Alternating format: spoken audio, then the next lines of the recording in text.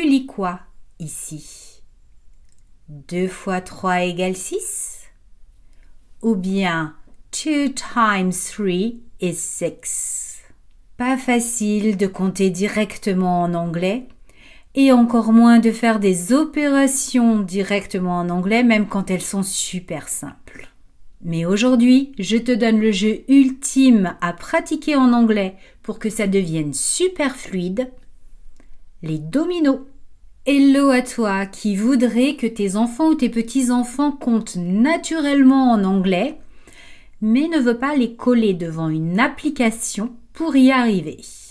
Et comme tu n'as certainement pas envie de passer tes soirées à leur faire réciter les tables de multiplication en anglais, je te propose une approche différente. Aujourd'hui, on joue aux dominos. Quoi? Les dominos? Ce jeu où il faut coller les 3 contre les 3 et les 4 contre les 4? Non. Les dominos.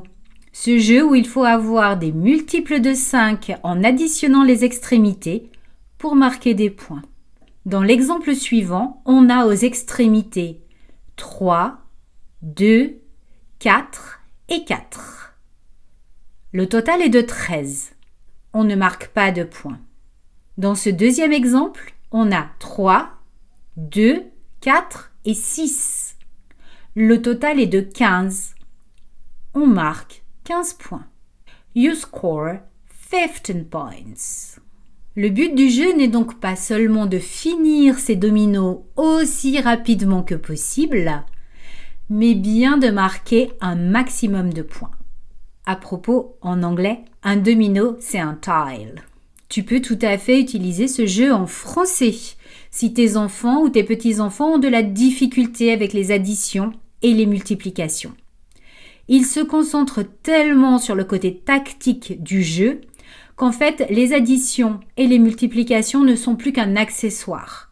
Et souvent, ça se passe beaucoup mieux quand on n'y pense même pas. Il y a beaucoup moins de pression que lorsque l'on est en apprentissage classique. Et si ça roule en français, on peut passer à l'anglais. Pour les additions, on dit 2 and 3 and 4 is 9. 2 and 3 and 4 is 9. 2 times 3 is 6. 2 times 3 is 6. 2 times 3 and 4 is 10. 2 times 3 and 4 is 10. You score 10 points.